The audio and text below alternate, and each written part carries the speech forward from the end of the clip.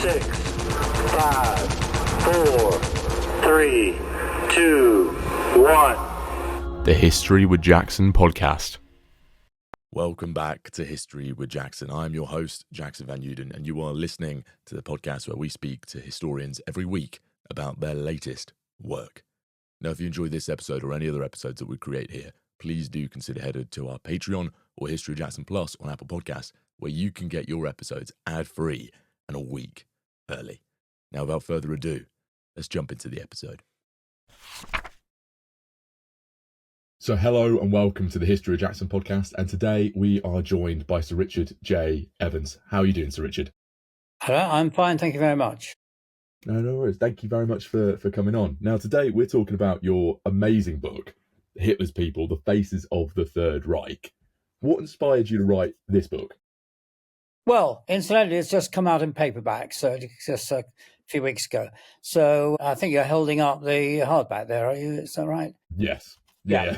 Okay. So cheap version still now available. What inspired me to write it? Well, I've been working for some years on Nazi Germany, particularly teaching it. I taught what history lecturers call a special subject. So it's based on documents, and Nazi Germany is one of the few German history subjects where there's a huge amount of documentation available in English. So for students who don't read German, that's pretty essential. I got involved in working on Nazi Germany, or modern Germany more generally, because as a child, I lived on the fringes with my parents, the fringes of the East End, and I was struck by all the bomb damage there in the 50s.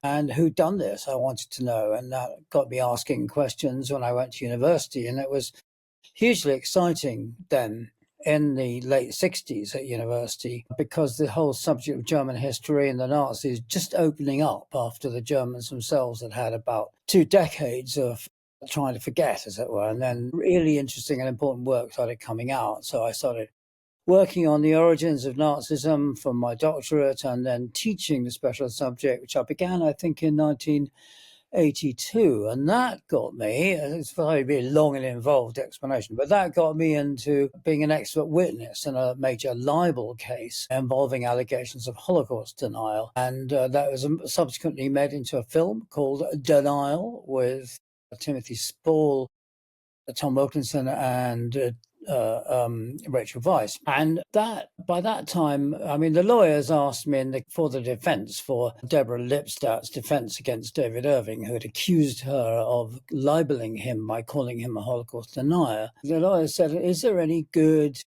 modern, up-to-date, comprehensive study of Nazi Germany? And I'd say no. The really good ones were a bit out of date, and the really new ones were not very good. So, as is the way of us historians, I started writing one myself. And it came out eventually in 3 volumes. I hadn't intended it quite to be so long when I began, but there's been a huge amount of material available. And that was it. The last one came out in 2008. I turned to other things. I wrote a history of 19th century Europe, and so on. But after the film came out, and then in like 2018 or so, a TV company, in fact 2 TV companies separately, asked me to appear as what they call a talking head on a series, 2 series of biographical studies. And I'm afraid I was asked to, as it were, represent Hitler. So I had to sort of say, this is what Hitler is thinking, and that's what he's doing, and so on. And that got me thinking about the biographical approach to history. And it had been very out of fashion after the Nazi era, because the Nazis themselves, of course, saw history as being made only by great men, and particularly one great man, and they thought was the greatest of them all, namely Hitler. Historians had avoided looking at the Nazi period through individual human beings, as it were, individual actors. That began to change, particularly with Ian Kershaw's great biography of Hitler in 2 volumes, which came out at the very end of the 20th century. And then Volker Ulbricht's excellent 2-volume German biography of Hitler a little bit later. And in addition to that, there's been a huge amount of new material, amazingly enough, actually, For example, the last volume of 32 volumes of Joseph Goebbels' propaganda minister diaries came out in 2008, and a lot of new material. And there were now good biographies of a number of the leading Nazis, all of them except Goering, actually, who still needs a good biography. So I thought, well, why not revisit the subject through the lens of individuals, not just the top Nazis, but also going all the way down to people I call the enforcers, and then to kind of ordinary people who became or sympathized with Nazis. So that's what I started, and that book came out now just over a year ago. As I said, it's just out in public. In paperback, so that's quite a long and convoluted answer to a simple question, but that's what got me writing this book. No, it's a really lovely answer, especially to hear you combine your personal life into your academic research. I always love hearing historians talk about how they got into a topic. But then when you split the book into certain areas, you did discuss that some people want to talk about Nazi Germany without explicitly talking about Hitler. Why did you feel it was important to include Hitler within this study? Well, one thing that getting involved in all this biographical approach convinced me of, to a greater degree than I've been convinced before, was of this absolutely central importance of Hitler to Nazi Germany, to decision making, and to what happened. Without Hitler, there would not have been a Nazi regime. And in addition to that, I took as my model a book by deceased German historian and journalist called Joachim Fest, who's a very seriously good historian and a terrific writer. And in 1971, he produced one of the very first surveys of first accounts of Nazi Germany and called it The Face of the Third Reich.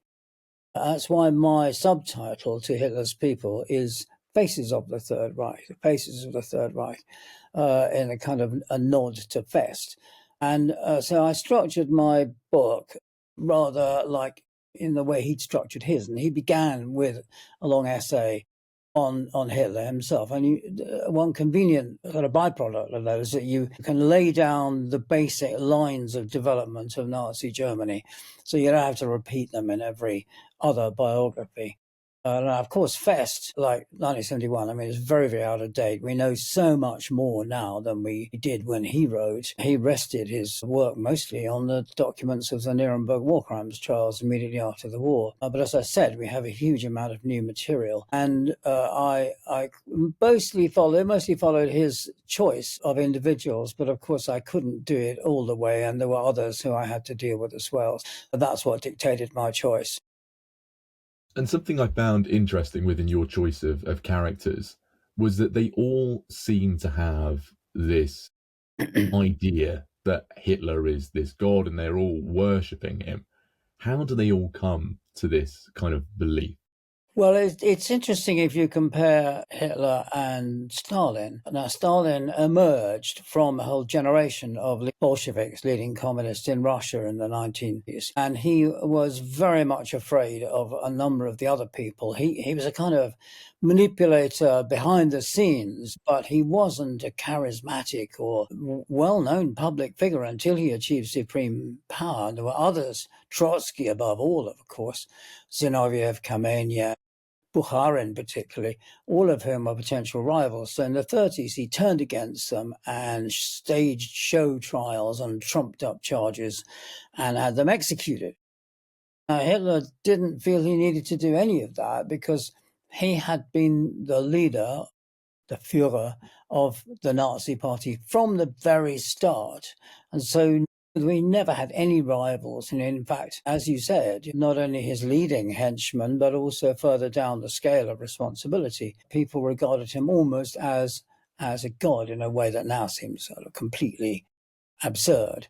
The only one of his potential rivals, Ernst Röhm, who was the head of the brown-shirted stormtrooper movement, the kind of bully boys of Nazism, was arrested and shot on Hitler's orders in 1934, mainly because the stormtroopers had they become huge by then. There were 2.5 million of them, And the army, which is small because it was restricted by the Treaty of Versailles to 100,000 men, but well equipped and well disciplined, basically pushed Hitler into decapitating the stormtroopers because the army was afraid that it was becoming a serious rival to their position in Nazi Germany. Apart from that, occasionally, Hitler was extraordinarily loyal to his subordinates, just as they were loyal to him, and only every now and then through supreme incompetence, like Robert Lai, who headed the Labour Front, which is a huge, powerful organisation uniting workers. All the trade unions are abolished and they're all merged into the Labour Front. But he was a drunk and he was a cause of a lot of embarrassment and eventually was sidelined by Hitler. But even Julius Streicher, who Hitler also eventually sidelined, who was corrupt, vicious anti-Semite, Hitler still felt a soft spot for him. So he was more or less, again, forced to push him aside. Thus, Hitler's supremely important to the whole history. And I found, particularly with those couple of figures you were just discussing, Hitler seems to have an immense amount of affection for some of these people. Was that something that extended to a lot of this inner circle, or was it something that was very much dependent on how well you were performing? Well, again, you take Hermann Goering, it's often known as the second man in the Third Reich. He was loyal to Hitler from the very beginning, but he also had a kind of independent reputation. He was an air ace, a combat pilot in World War One. And he was really the only one of the leading Nazis who already had a reputation before the Third Reich came into being in 1933. And Hitler didn't really like Goering very much. There's some footage of Eva Braun, Hitler's life partner, was a professional photographer, and she had one of the early cine cameras and took silent movies, as it were, of life up in the Alps in Hitler's Alpine retreat. And although they were silent, the lip readers have been used to decode what Hitler was saying. And one of the things he used to do was to make jokes about Goering, comparing him to a pig and so on. And so he wasn't very fond of him, but he did respect him until during the war, Goering, as head of the Air Force, the Luftwaffe, failed altogether to prevent Allied bombing of German towns and cities. He said before the war began, if any bombs fall on German cities, you can call me Herr Müller, Müller being the communist German surname. And so, of course, immediately people behind their hands started calling him Herr Müller. And Hitler eventually sidelined him as well. And that kind of mick-taking among the Nazi elite, do these men actually like each other, working within this closer circle, but also the enforcers? Are they liking each other and they're working together well, or is it completely the opposite? Well, some did and some didn't, as you might expect, and it changed over time. And certainly Hitler's way of ruling has often been called institutional Darwinism. In other words, he often appointed 2 or 3 men, as always men, to do the same job with different titles and let them fight it out amongst themselves. And who was the most ruthless, the most Nazi, as he would think, would come out on top. So Hitler certainly did not encourage, of course, palliness between his subordinates, but there were some alliances, important alliances between one or the other, or 2 or 3 of them, which were significant. Didn't necessarily. The only one who really had a kind of personal relationship with Hitler in a way was Joseph Goebbels, because Hitler had taken a fancy before the seizure of power to Goebbels' rather elegant and beautiful wife, Magda. And in fact, Goebbels was forced to advance the date of his marriage to his wedding to Magda to sort of push Hitler out of the picture, as it were. But Magda and eventually their children, there were 6 children, Magda and Joseph Goebbels. Every one of them had a Christian name, a first name beginning with H, after Hitler, as it were, Hertha and so on. And that became a sort of substitute family for Hitler, really. So his relations with Goebbels were very cordial. And when Goebbels started having an affair with a young Czech film actress in 1938, basically forced him to abandon her because he didn't want to sacrifice this cozy family life that he had with the Goebbels. So only at the very end, in the bunker, right at the end of the war, Goebbels was the one of the leading Nazis who stuck to Hitler through thick and thin right at the end. I mean, Himmler, Goering deserted him at the end, trying to save their own skin. But Goebbels committed suicide with his wife after poisoning their 6 children because he said that a life without Hitler, life in a post-Nazi world would not be worth living. I think it was really interesting watching that or reading that relationship between them. But I wanted to draw upon that saving your own skin idea that you just discussed there. At the Nuremberg Trials, a lot of these main leaders, the enforcers, are at the Nuremberg Trials. Yeah. Were they working together to try and save their own skin, or were they throwing each other under the bus? Well, firstly, the fall of Nazi Germany was the occasion for one of the greatest mass suicides in history. So Hitler, of course, committed suicide, Goebbels and his family. In the end, he was arrested. Goering committed suicide. Himmler committed suicide. Lots of leading generals, leading ministers. There's a mass wave of suicide, which is rather like you see in some cults, some religious cults. The people probably don't remember it now, but a few years ago, an American cult called the Branch Davidians committed mass suicide at Waco in Texas. So this is a phenomenon that, in the end, left only a few of the leading Nazis to stand trial for war crimes, mass murder, and other things at Nuremberg. And there, what's astonishing about the leading Nazis and middle-ranking and other Nazis is their refusal to accept any kind of guilt for what they'd done. They just didn't seem to think that they'd done anything wrong by ordering the massacre of the killing, murder of up to 200,000 mentally ill and mentally handicapped people, or launching a war of extermination against the Soviet Union. So by and large, they stuck together. The one man who tried a different tactic was Albert Speer, a young man who'd become Hitler's Minister of Munitions. And Speer saved himself by basically saying, yes, Nazism was a terrible terroristic regime. Hitler was a mass murderer. And Speer's defense was that he had fallen victim to the temptations of technology. It was a ridiculous defense. And in my chapter on Speer, I show how he just lied through his teeth all the time. But he was an elegant, well-educated, well-spoken young man who convinced the judges that, as he said, absurdly in my view, that he didn't know about Auschwitz. If he had known, he would have, he would have tried to stop it. But he used slave labor, laborers kept in the most horrible, murderous conditions on an enormous scale for his munitions projects. So how did people like Speer, who survived the Nuremberg trials, and some of the family members of the ones who were executed, how did they grapple with the legacy of Nazism and involvements with these atrocities? Well, they didn't. That's the answer. They avoided it. When he was released after 22 years in prison, Speer, actually with the help of the journalist I mentioned, Joachim Fest, wrote a best-selling volume of memoirs called Inside the Third Reich. It's available in English, and it's very good. It's a very insightful look at how Nazi Germany worked.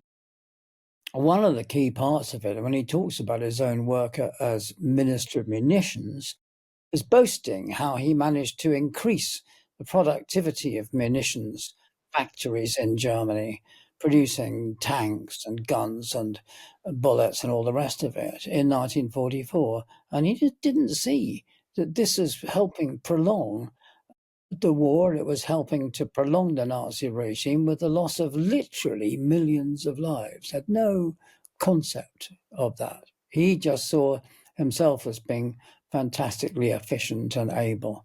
But the cause in which he was efficient and able didn't enter his head that it might have been a bad cause. I think with Speer, you can kind of draw a line to some of those instruments and enforcers who make the argument that they were just following orders, and you take issue with that phrase. No, this is this goes back to the Frankfurt Auschwitz trials in the mid-1960s. And the Institute of Contemporary History in Munich was asked to provide a series of expert reports, and one of them dealt with the argument, I was only obeying orders. If I had not obeyed orders, I would have been shot. And that is simply untrue. There are endless examples in Nazi Germany during the war of men, soldiers, Nazis, and so on, who just said, I'm not going to do this, if it wasn't actually a kind of military mutiny, as it were. But they're asked to commit atrocities, to shoot Jews and so on. I said, I can't do it. My conscience forbids me. And they were just transferred to other duties. I think it was really interesting reading that dismantling of that argument, because it is one that is thrown up so often. But then, there's also this legacy of many of these leaders who survive, or many of these men surviving, still being influential in Germany after the war. So how does that kind of come to the fray? Well, not the leading figures. Some, like Adolf Eichmann, who'd been, as it were, in charge of the logistics of the Holocaust, fled to Argentina. And when they were tipped off by a German jurist, a German lawyer, prosecutor, the Israeli Secret Service, the Mossad, kidnapped him, took him back to Jerusalem, and in a famous trial, he was found guilty and hanged. Other middle-ranking Nazi war criminals also found their way to South America, to Argentina, particularly Franz Stangl, the commandant of the extermination camp at Treblinka, for example. Other leading Nazis, of course, couldn't get back. I mean, there were Allied occupation. The Allies, the Americans, British, French, and the Soviets occupied Germany for some time after the war, conducted a huge operation called denazification, which, for all its flaws, did stop leading Nazis from coming back into positions of responsibility.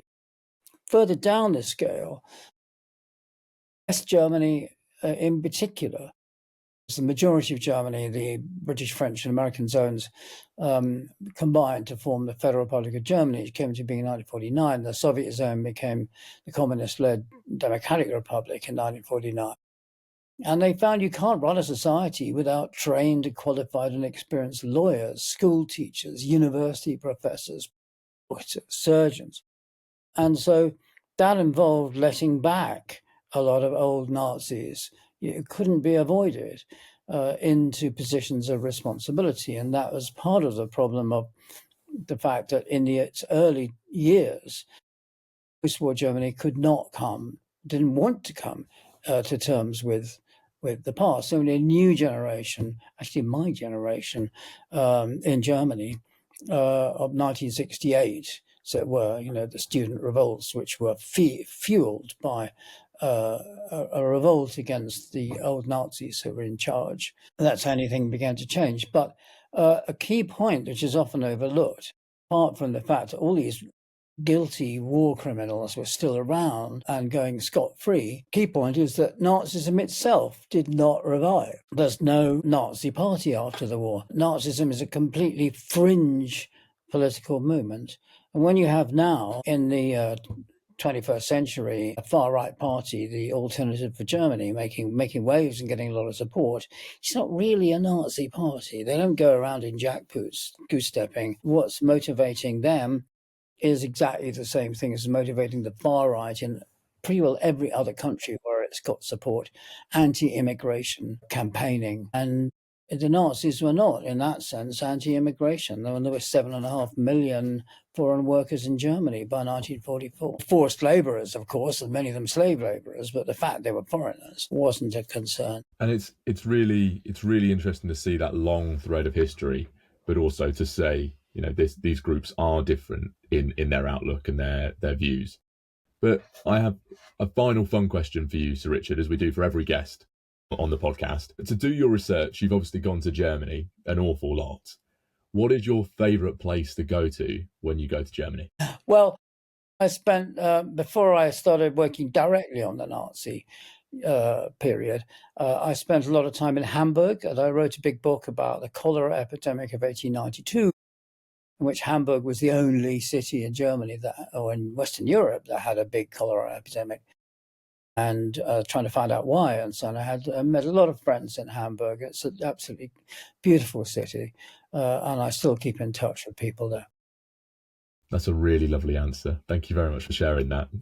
Now, obviously, we've only touched on a tiny proportion of your book, Hitler's People. Where can people go and get a copy? And then obviously, if people want to stay in touch with you and your work, where can they go? Brilliant. Well, I'll make sure they're both in the description below, but thank you so much for your time. 10, 9, 8, 7, 6, 5, 4, 3, 2, 1. The History with Jackson podcast.